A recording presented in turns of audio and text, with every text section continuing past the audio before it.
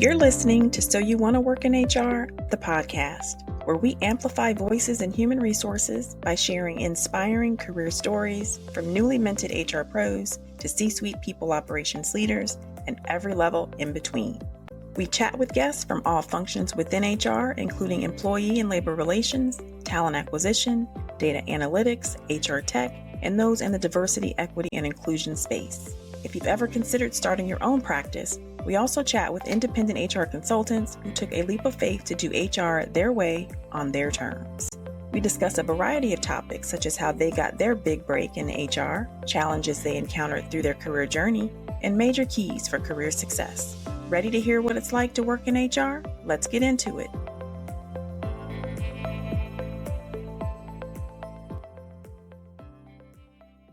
Welcome to So You Want to Work in HR, the podcast. I know there are many other things you could be doing with your time, but you've chosen to tune in to this discussion. For that, I thank you. If just one person feels motivated and inspired after listening to this episode, my mission has been fulfilled. Our guest today, Jessica Winder, a dynamic working mama of twin daughters, celebrated as a keynote speaker and career coach. With a no-nonsense approach and expertise in people operations, she's all about stirring up good trouble for positive change. Passionate about nurturing leadership and unlocking potential, she leads Hidden Gem Career Coaching and authored The Hidden Gem Within to support career journeys. Get ready to be inspired by her wisdom and dedication to empowering individuals and organizations. Jessica, thank you so much for joining the podcast today. Absolutely. I am so excited to talk to you. You have no clue. I think we're both kind of like, this has just been a long time coming because we initially connected, I don't know how long ago, but I know I reached out to you about being a guest on the podcast when you were pregnant with your little ones. So they're like 9 months old now. And I listen to your podcast all the time. So it's funny, even listening to you do the intro, I'm like, I'm so used to listening to you in my earbuds. That warms my heart because this podcast is really like a baby for me. Yeah. And I've had some starts and stops just because life happening and my own career happening, but it's something that is very near and dear to my heart. I feel like it's my life's work. It's a way for me to give back. I get something from every interview that I do, and I'm so grateful just to hear that you even listen to the You podcast. listen to every single podcast. So you are doing good work. Well, that encourages me to keep it going. So I have been inspired by your work, and you've obviously amassed a good following on LinkedIn. I think the last time I peeked, you had over 70,000 followers. And I'm like, oh, she is killing it. But that tells me that you are inspiring a lot of people. So I'm excited to kind of get into your career story and just hear, how you got your start in HR and kind of the windy road of HR that I'm sure you've been on like many others of us. And let's go ahead and get into it. So tell me, how did you get into HR? Yeah. So, like so many people, this was not what I thought I would do. I didn't even know what HR was when I started in HR. So, my story is that I wanted to go to medical school and I actually got accepted into medical school and decided that I did not want to go to school any longer. So, I had just finished my master's degree. And at the time, I actually was living in Sydney, Australia. And I moved back to Texas and was going to go to medical school and had like an epiphany that cannot do this for 4 more years. Like my master's degree was really hard. My degree was in international public health and like the dissertation, everything was just a lot of work. And I decided I need a break. So I called my medical school and told them like, hey, I need a break. And so they were like, okay, we'll defer you for 6 months and then deal with whatever you got going on. And then you come back. Well, I decided I wanted to move to Houston. I had friends that were there and I had a friend that worked in HR and she was like, hey, I'm looking for this contract role. I can teach you how to recruit and you're smart. You'll figure it out. I didn't even take a single business class in college, like, cause it was just not the path that I thought I was going to be on. So I didn't know what HR was, like nothing.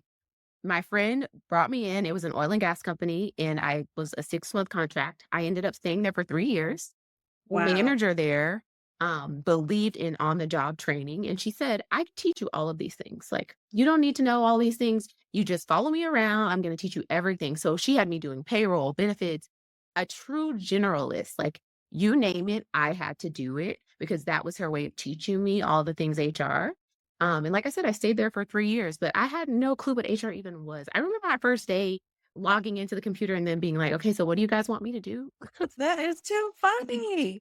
If you can think back to that time, like what was the first thing that you were asked to do or that you were tasked with in that new role? Well, ironically, how you mentioned LinkedIn, because the first thing they said was you need to make a LinkedIn because I was going to be recruiting for oil and gas people. And so they were Okay, like, you okay. need to make a LinkedIn because this is how you're going to go find them and then like find them on LinkedIn, get their number and call them and like, tell them about these jobs because we were actively recruiting. And so it's Mhm. kind of ironic now that I do content for LinkedIn because I didn't even have a LinkedIn.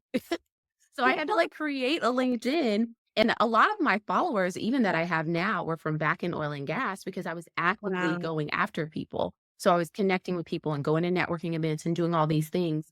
So, and that was, 12 years ago. So I was adding people back then, not knowing what it would turn into now. Wow. Wow. Yeah. I love that. You know what? I often tell people that recruiting is like the gateway Yes. into HR proper. Um, However, a lot of people shy away from recruiting Mhm. like that. I don't want to be a recruiter.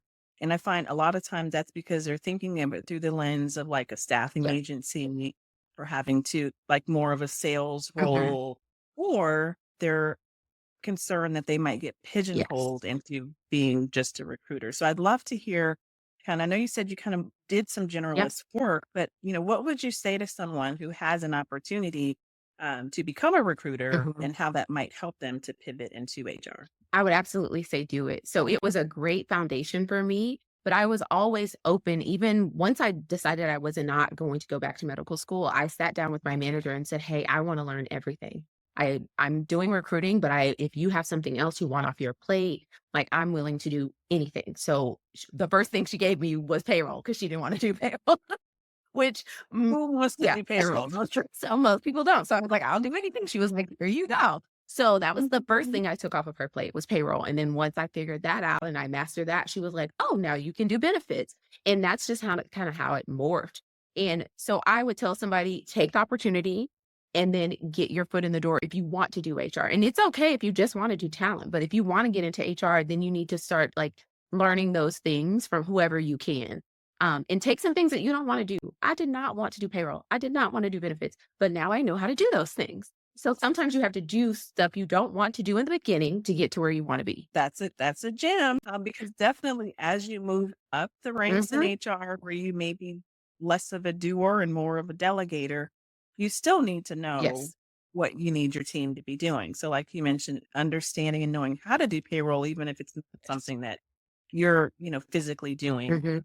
day to day, having that knowledge of it. So great. So in that role, the other thing I love about what you said is it started as a contract. Yes. People shy away from contract Mhm. roles. I understand why, because you're, looking for Yeah. something more long term and reliable. But my first, when I first landed my role where I started in HR, I took a temp. It was temp and literally could have been 2 weeks, could have been two Mhm. years, but I was really determined that I was going to turn it into something Yep. full time. So I'd love to hear your thoughts on, what happened. What do you do if you have this opportunity before you? There is no guarantee Yeah. it's going to be long term, but look how it worked out for you. Yeah. And I will say I absolutely stepped out on faith because at the time I had moved to Houston. I was sleeping on my friend's couch. Like I wasn't even like, I didn't have my own place. I had nothing. And I took this contract role, thinking that you never know. And I was really honest with them about like, hey, probably 3 months into it is when I was like, oh, I like this. Like I could do this. I could figure this out. And so I started having that conversation. So it was a 6-month contract, and then by month 4, they offered me like a full-time, you can stay longer role. But it Wow. was because I was really open about it. So some people shy away from or they only talk about it at the very end, like, "Are you gonna extend the contract?" Instead of starting to talk about it in the beginning. So that would be my advice is as soon as you get there and you like it and you think you want to stay, start having that conversation and bringing it up as soon as possible. Why wait till the contract is almost over? Because that way, if you're not doing something that they want you to be doing, then you can at least show them or ask them like, Yeah. "Oh, I could be doing that now," instead of it's too late, the contract's ending, they wanna get somebody else. So, Mhm. take the role, step out on faith. If you really wanna get into HR, sometimes you have to take a contract role. And then that maybe that will open a door somewhere else, might not be even in that position, it could be something else. Very good point. And it's about sometimes it's about getting the title Mhm. along with, of course, some of the experience. But I absolutely agree with that advice there. So then you do 3 years at that Mhm. company. What came next for you? Yeah, so that manager who was absolutely amazing sat me down and was like, "Hey, you're ready to be in a leadership role, but it will not be here." And Mhm. she was so honest about that because it was a smaller, like, agency, and so in her mind, that role wasn't needed. It didn't make business sense to have an HR director, then an HR manager, and then the rest of the team. And so she was like, "You're ready. I've taught you everything. Now you need to go do that." And so she helped me find another role. And so from that role, then I got into a management position. This one, Mhm. ironically, I went into retail. So retail HR. So I went from working with like oil and gas clients to like 18-year-olds and their Oh my first goodness. retail job. And I learned a lot of lessons, a lot of lessons. But it was amazing. I absolutely loved it. I was going to the stores and like doing a lot of training. But it was absolutely a different demographic.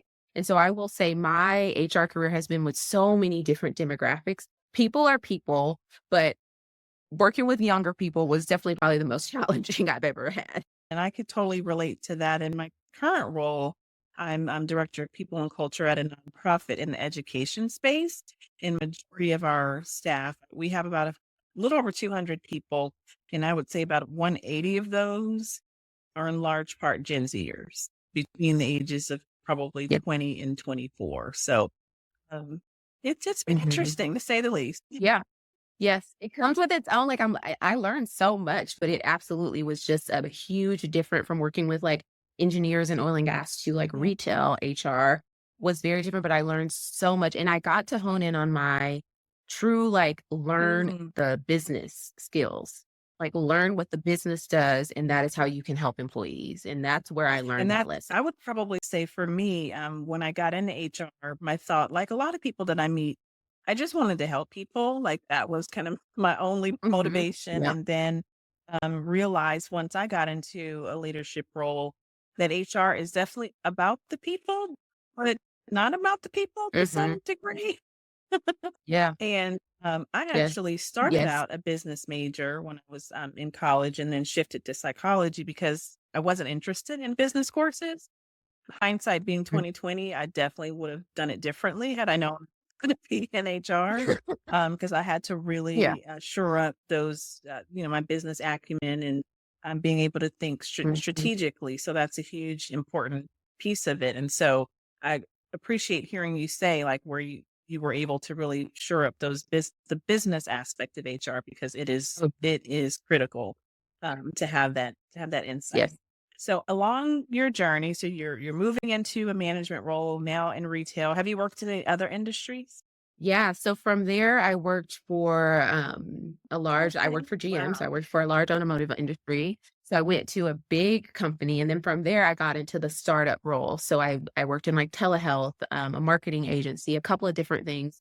And the last 5 years, it's been all startups, which I absolutely love, but it is chaos. And something about me loves the Mhm. chaos. But I love it now, but I definitely know that working in all those different industries has helped me because it built different, skills that Mhm. might not have had to hone in on. So working at GM is very different than, Yes. when you have thousands of employees all over the world than working in a startup when you only have 40 Mhm. people and you're all in the same office. Very So true. different skill set. Now you did share that you've been called at times the quick queen. And that's something you and I share in common. Even in my current role, I've been in this role since October. I don't have a personal item at all in my office. And people have asked me Mhm. why haven't I personalized my space? And I do think I have commitment issues when it comes to workplaces to some Mhm. degree. And I'm always, I guess I never get too comfortable and I'm always open for Yeah. the next thing, whatever that may be. So I'd love to hear a little bit more of how Mhm. I know you've moved around, made some strategic career moves, but how did you get the name the Quick Queen? Yeah, so this is self-proclaimed. So self-proclaimed quick queen. And I say it that way. And one of the things I talk about on LinkedIn is all the time is your Mm, work is not your worth. And That has been a lesson I have had to learn myself because I absolutely in my 20s was that person that my work was everything to me. Being successful was really important to me. And so, not that those things are not important, but I had to learn the hard lesson of like, this is just a job. My life is bigger than this. And so I call myself the quit queen because if something is not right and if it doesn't align with who I am, then I'm out. I quit. So whether that's, the culture has turned toxic or you're being disrespected by people on the leadership team, like I believe in myself enough to know that I can leave and I'll be okay. And so that's why I said the quit queen, because it's not just like, oh, you don't like something, you just quit. But if something is not what's well for you physically, psychologically, then you should quit. And I advocate for that. And I Yeah. get a lot of pushback for it, but I'm okay I am with with you that. on it. In fact, I was scrolling on social media. I think it might have been yesterday, and there was a post where the influencer said winners always quit. And we've I been believe it. taught the I believe it to opposite, be true. that winners don't Mhm. quit. Yes. But he was like, if winners didn't Mhm. quit, people would not succeed, at the things that they are Mhm. pursuing. Like pretty much the way that you Yeah. just described it. One, making sure you're choosing yourself and betting on yourself and believing Yeah. in yourself and moving on when something no longer serves you is what propels you to, Mm. that level of greatness. I've been curious Yep. though, along that same lines, what I'm starting to see amongst Black women and women of color in particular is this mindset of, I don't have to settle and I'm not going to stay somewhere where I'm not Mhm. valued. Are you seeing that as well? Like, I Um, feel like there's a movement happening where we're here for it. yes, it is totally a movement, and I think it springs from all the things that have happened since 2020 and just realizing that, there is Yes. trauma in the workplace as well. And so there is corporate trauma that so many women of color have unfortunately been through and have decided, I don't have to do this anymore. Like I can speak about it and I can move on. Whereas before, maybe they didn't have a microphone or maybe they didn't have Yes. the resources that they do now. And one of the things I tell people all the time, everyone has a microphone now. Everyone can log in and click, click, click, click, click, and say whatever they want and Yeah. do a press release, Yeah. unofficial press release on their lived experience at a workplace. And this scares a lot of employers when really it could be, someone's personal brand or things they say about the company, if you or do it right, could be an asset. But yeah, a lot of women of color are deciding not today Yeah. and Yeah. they're moving on. And it's interesting because I've seen it really shock leaders in organizations because they're used to a time where people do feel somewhat stuck and, she's Yes. not gonna quit. Like, Hmm. where's she gonna go? Like, what the Yeah. job market is right now, Hmm. and not realizing Yeah. that, that fear is gone and there is strength in numbers. And to Hmm. your point, we now have LinkedIn, if nowhere else, is a place where you can go Yeah. for Yeah. support. Or you have your Hmm. network where you can be connected to opportunity. So I definitely feel that there's a shift for sure.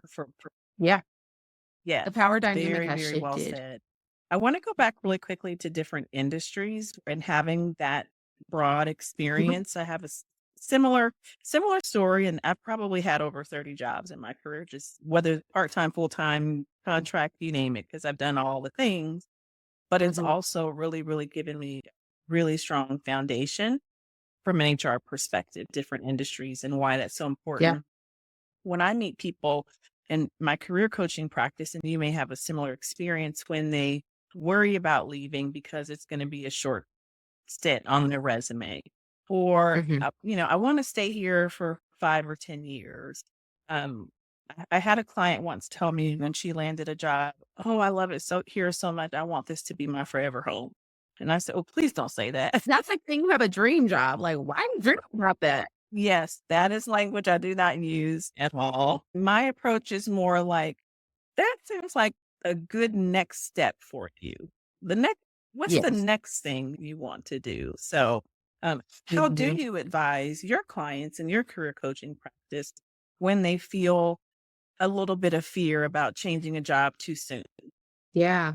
The one thing I talk about with my clients and like super openly is I've always had a vision in mind. So no matter what job I took, no matter who I was working for, I always took control of this is what the next step is for me. So every time I would join a company, I would say, this is my title here. This is what I want the next title to be, whether this is here or somewhere else. So I was not tied to it has to be in this one organization because the ultimate goal for me has always been to be a chief people officer. That has been the ultimate goal. So every time I was very strategic about whether I do it here or I do it somewhere else, this is what I'm going to do. So it's very much, I personalize everything. So I tell my Mhm. clients, make it personal to you. If the company doesn't have this role, so when I talked about my previous manager said, you're ready to be a manager, but it won't be here. If I was tied to that organization, I would have just stayed there and I wouldn't have moved into a Mhm. management role. But why not? Because it wasn't going to be there. So think of it more of a this is Yeah. your journey versus this is a journey at this That is really company. powerful that what you shared there, but what really stood out to me the most was like you charting your own course. I think Oh yeah. sometimes individuals can wait for their current organization to give Mhm. them permission. So when they say Yeah. they see you as the next CPO, Mhm. when they say they see you as the next, then that's when I'll do it. But you really took ownership of Yeah. that and you're like, I'm either going to do it here, I'm going to do it there, but I know I'm going to do it. Yeah, it's gonna happen. From the beginning, it's been like, this is the next step for me. I even one time I did a presentation to my CEO on why I deserved a promotion because that's how sure I was that I was ready, that I was like, you don't seem to be getting it. So let me give you a presentation. And I did, and he did actually, he was like, I've never had somebody do this before, but yeah, based on what you're saying and based on everything, you absolutely deserve to be promoted. So I have always felt a sense of ownership over my future. I refuse to give that ownership over to a job or to a manager. Where did you get this confidence to believe in yourself so much? I definitely think it was my parents. And mind you, I am a like first generation college student, first generation, like being in a corporate workspace. Like my dad worked at the same company, like doing physical labor for 30 years. And so it was always instilled at me that you have leadership skills, you have these skills and you should be using them. So I think it definitely is like fundamental to like how my parents raised me.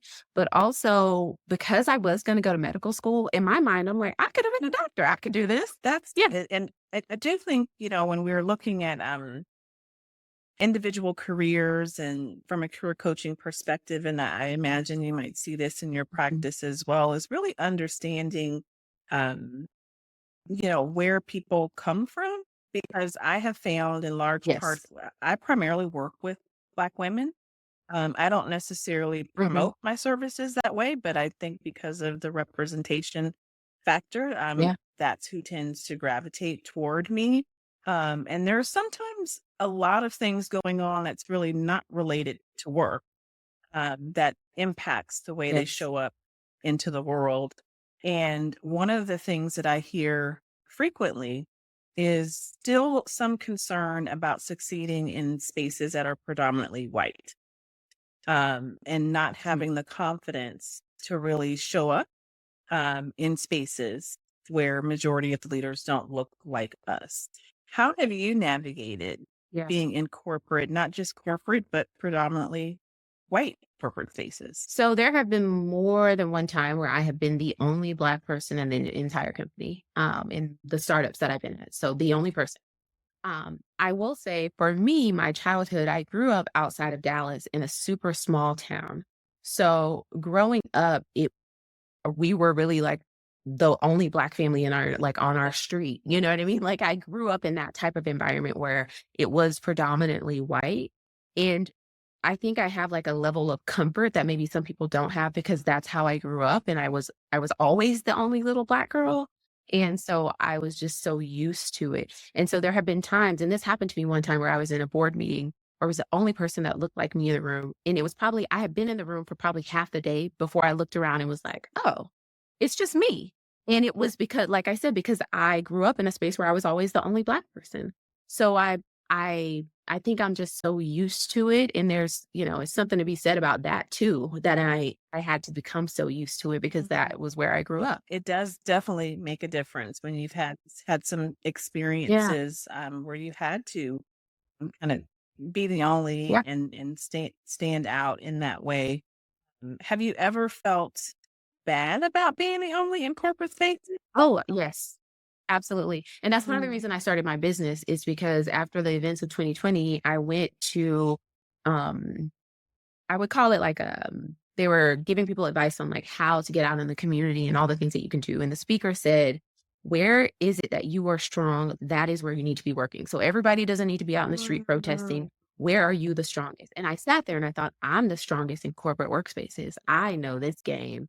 I can help people. And so the whole reason I started Hidden Gem and the thought behind it was that I feel like I'm a hidden gem in a lot of places that I go. So there are other hidden gems in plain sight and I can help you. And so to your point, most of my clients are also women of color. And so I thought, I know how to do corporate workspaces and I can teach this to other people.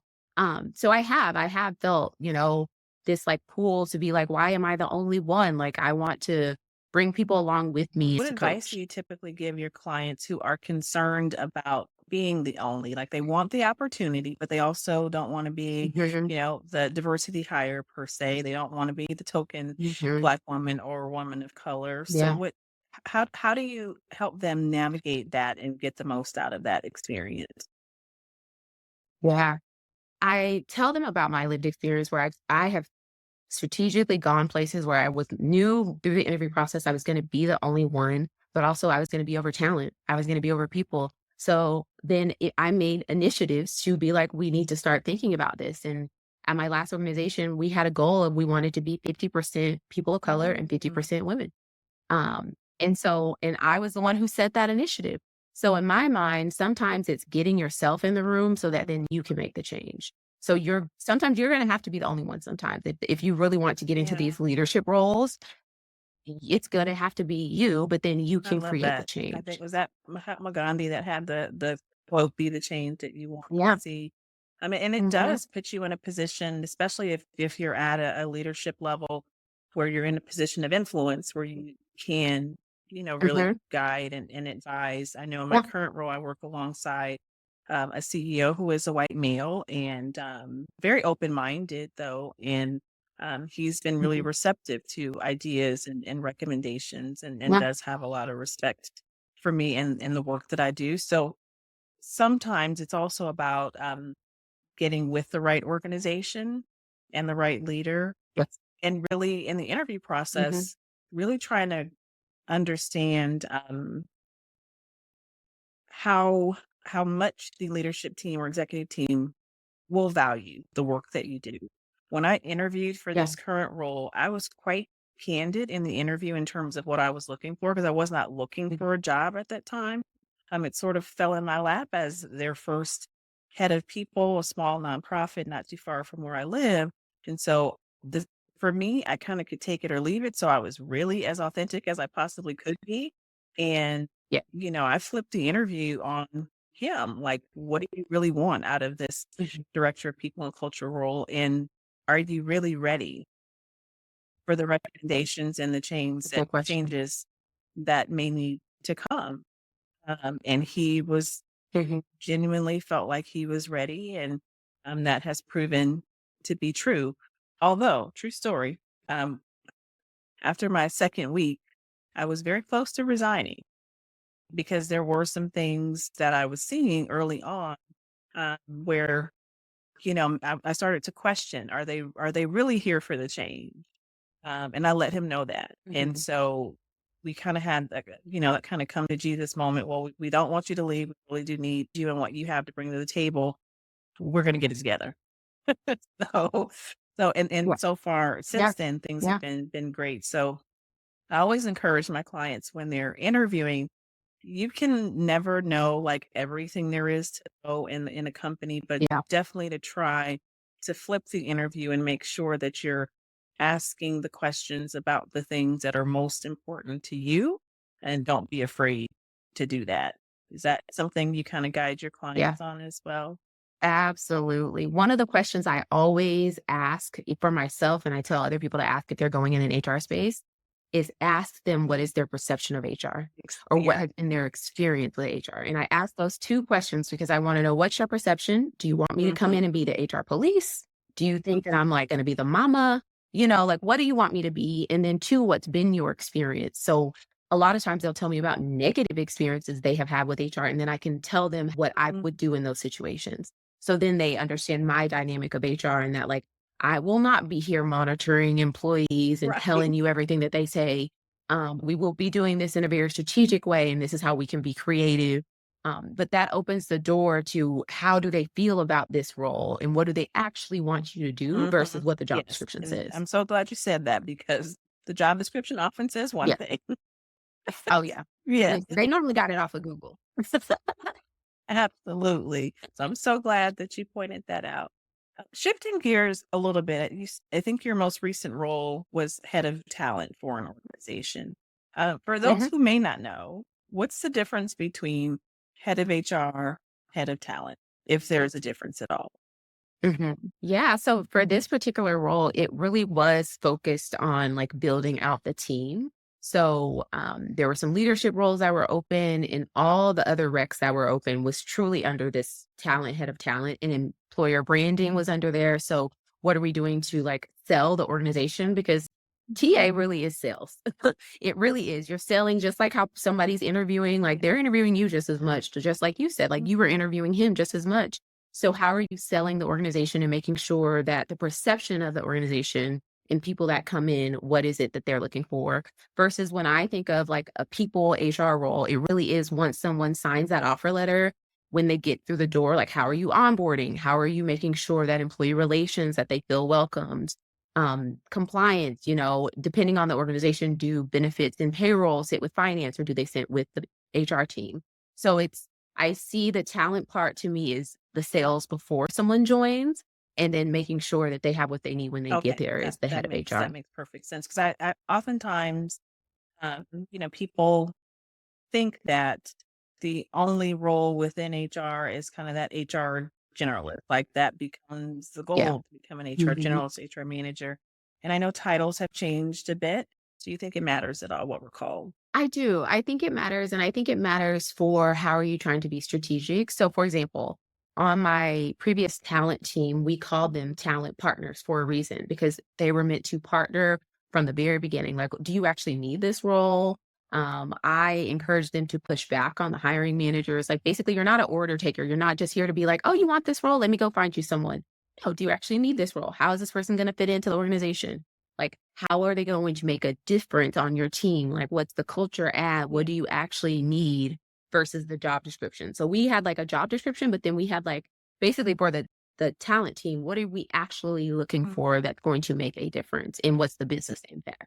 And so that part I think made it different to say, no, they're here to partner with Yeah. you. They're not here to take your orders. That makes sense. And So if yeah. I can just Yeah. add to that, when we were talking earlier about recruiting being a gateway into HR, so to speak, I think people who are in recruiting roles, whether they're at an agency or in-house recruiter, they have the power to cultivate relationships with their hiring managers in the partnership manner that you're talking about. So even whether or not, if you don't have the Absolutely. title of talent partner, which I love, by the way, I think it's a great title. You don't have to have that title to be a partner.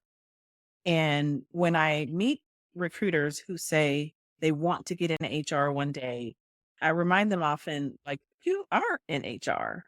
Even if you're not by department, depending on where you work, if you're at a staffing agency, they may not identify as being in HR, which is fine. Titles, could be different things, places. But if you're looking at the Yeah. function of what you're doing, staffing is a function of HR. But I find that Yeah. people who have been in staffing or just working as a recruiter, and I'm putting up air quotes, they don't see themselves as HR. And I think they have the power to shift that perception of themselves by doing exactly what you described. Be more than an order taker.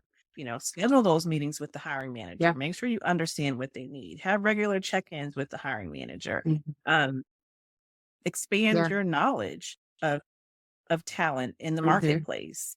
Uh, really understand, what's Hmm. happening in our economy and how it's impacting labor shortages. And there's so much more that people can do that they just don't realize. And so Oh, I yes. appreciate that you shared that Yeah. because again, whether you have the title or not, there is space for you to create more of that partner dynamic. And even being a part of their team. So one of the things that we did is like if you are the talent partner for sales, you went to the sales meetings, you went to the sales kickoff. Like you are a part of the sales team because you're supporting them and bringing them new talent. So you need to understand everything that's going on with that team. So see it that way. It's like you're on the people team, but also you kind of have a dotted line That's because that's the awesome. team Did you're you get any supporting. pushback when you implemented that? We I've been did. in those situations Yeah. also where they're like, "So why do you guys wanna be in our meetings? Like, you guys are HR, you're, like you Hmm. said, talent or recruiting." Yeah. How did you navigate that when you got pushback from the teams? Yeah. So that was the pushback of like, well, why does this person need to be a part of our meetings? And I literally gave an explanation. And I came to the meeting to originally to introduce this person. So it was very much a like, let me do a handoff with this team because I had a relationship with the leader. And I sat down with the leader and said, the reason is for them to get the best hires, like they need to understand what you need. And understanding what you need means beyond the job description, they need to understand the dynamic of the team. And so, one, I had to get the buy-in from the leader. Now, the team members were the resistant one because they were like, well, what are they here to do? You know what I mean? Are they listening to us? Or, are they reporting back and all this stuff? And no, listen, you're not that important. So Exactly. it's like nobody's listening to you. Like, but once the person was in the role and going to meetings, and then it showed up in the way that they were doing hires, then the team was like, oh, we understand. They were able to find this sales rep that was exactly what we needed because they understand what you're trying to do. And they're able to talk the talk much better to candidates, which is what they wanted. So in the end, the sales team got what they wanted. But it took time and it took understanding. And that's probably one of the other outside of HR being very business oriented, understanding how to navigate those relationship dynamics is a really, Yes. really complex part of HR that people need to learn how to overcome. Mhm. Because oftentimes HR is like a necessary evil. They know that they need us, Yes. but they don't understand quite how to work with us. And so Mhm. we can get that pushback or just make it a little bit more challenging to get the buy-in. And so building those relationships are important. Um, when you look at your trajectory from more tactical, just learning HR, how did you turn on the switch to become more strategic? That's often a challenge for people to make the transition from tactical to strategic. It absolutely was hard for me because I am a doer. I am the person that, like, if you were to see my desk right now, there's sticky notes everywhere. Like, I have a plan for the plan for the plan.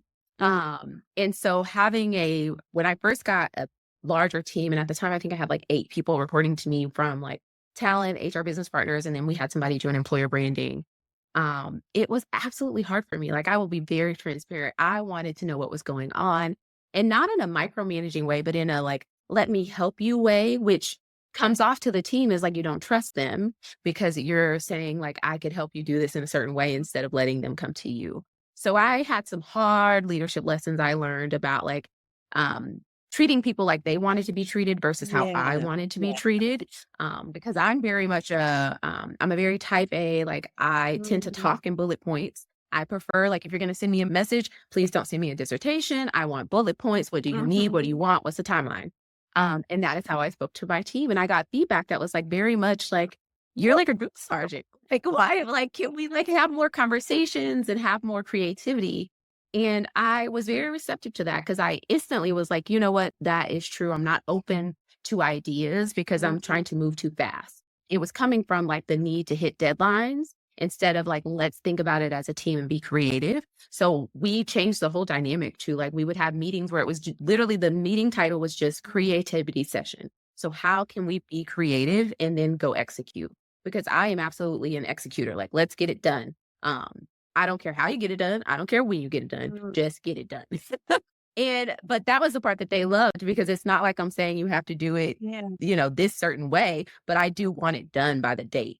So, any personality test I've ever taken has called me like a commander or, you know what I mean? Something like that, which is a great thing, but it also Well, can for those backfire a little bit. listening who know Jessica, I'm sure if you are following her content, there is no way you believe what she's saying. Being a commander, while we're not recording video, she's got a beautiful smile, very inviting personality. You would never, never, you would not imagine her being a commander. But I trust what you're saying. Speaking about your content, one of the things that you post about a good bit, one, you're very transparent with your family. You posted Mhm. pictures of your husband, your Yeah. beautiful babies, and you're an advocate for employers treating mothers and families, um, Yeah. with value. and honoring that. And so I Okay. would love to hear from your perspective. One, how did you get so comfortable sharing? A lot of times HR folks are very private. Mhm. And even when I talk to my clients Yeah. about sharing content for their own career growth, they're like, oh, I don't think I want to do that. So I'd love to hear your journey to really sharing and being transparent and vulnerable and the advocacy work that you do through your content for working moms and Mhm. families. Yeah. So it's been such a whirlwind. Even when I found out I was pregnant, I remember saying like, "Oh, I guess I'll start posting like mommy content, quote unquote."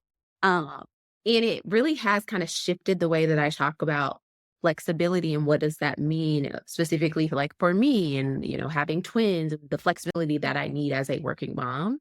But also how I want to be seen as doing my job because I'm still doing a great job, but I need it to look differently. So I need flexibility in taking them to doctors or doing things with them, but also that doesn't mean the goal has changed. That doesn't mean like what I can deliver has changed, but flexibility has. And so I believe it's just super important for somebody at my level. My last role was at an SVP level that I talk about it because at the time that I got pregnant, I actually didn't know anyone that was at my level that had gotten pregnant and came back.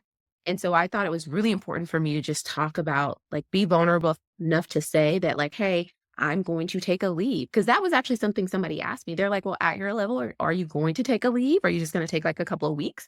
And I was like, oh, absolutely not. I am taking 4 months. I had twins. Like, I need time. And so even acknowledging that I was going to take a leave to me didn't seem like a big deal, but it was a big deal to a lot of people for me to say, I'm taking a leave and I'm not responding. I'm not going to be messaging. I'm not answering emails. I'm not taking phone calls. I will not be responding. So even starting from there, I didn't even think that was a big a deal, but it was. Like when I made a post that I was actually going to take leave, I got so many messages from women that were like, I did not take time because I was the head of a department and I didn't think that I could. And it hurts my heart. It really hurts my heart that there are people that couldn't do that. So I know I was coming from a place of privilege that my company supported me and they wanted me to come back and they set me up to come back and be stronger. But I just think it's so important for me to talk about these things because some people can't. So to your point about some of your clients that don't feel like they can do that, a lot of those people will private message me. They don't even feel comfortable commenting because they don't want other people to see it, but they will private message me and tell me like, "Thank you for what you said," because it is important, and a lot of times you don't see those things, That is especially so from women of true. And I color. think if while the pandemic brought about change in a lot of ways, I think that is one positive thing that came out of the pandemic is the reality that we are more than the work that we do. Yes. You know, Yes. being on Zoom, seeing someone's kiddo in the background, like it's like, wow, this is different. And it's much Really. needed. And I think it's Mhm. allowed people in the workplace to see each other, like really see them Yes. and not just the work that they do. So Mhm. I love the content that Yeah. you share around that. And it's definitely been inspiring for me to see it as well. Um, Tell our Yeah. audience more about what you do through your career coaching practice and about your book and journal and just the work that you're doing and how you might be able to help individually and then what you're hoping to Mm. do next in your kind of day job, if you will.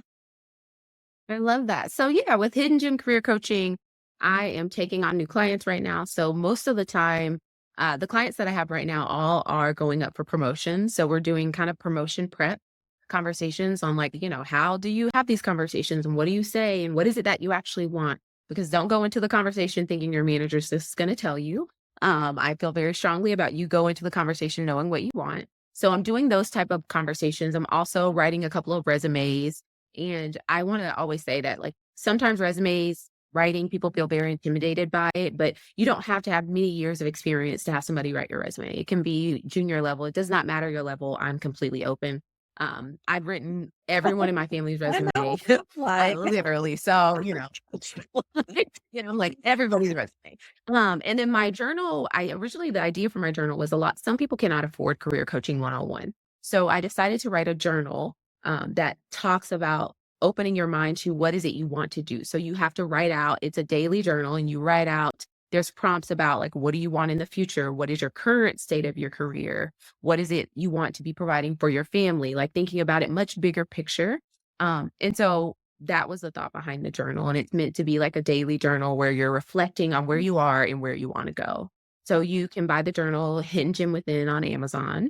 And then second to that, I'm in the process of thinking about like my next opportunity. And I definitely think I want to get back into a more people focus. I love the startup world because I feel like when you're in a startup, you Yes. really have your hands in everything and you have the ability to be creative.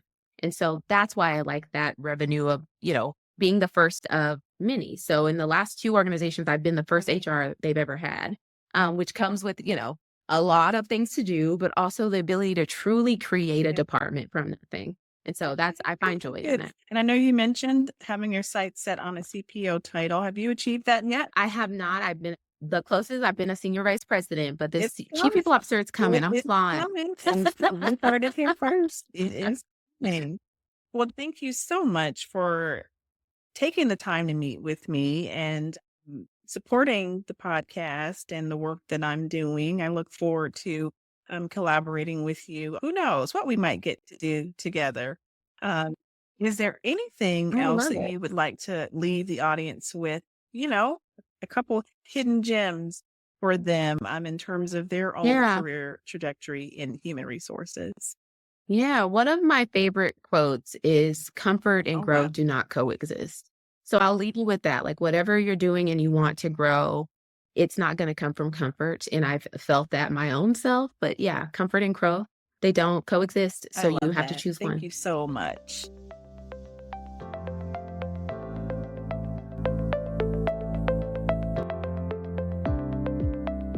Thank you so much for listening. I hope you enjoyed our conversation today. To find out more, go to ricklinwoods.com/podcast. Be sure to subscribe, leave a rating, write a review, and share with network.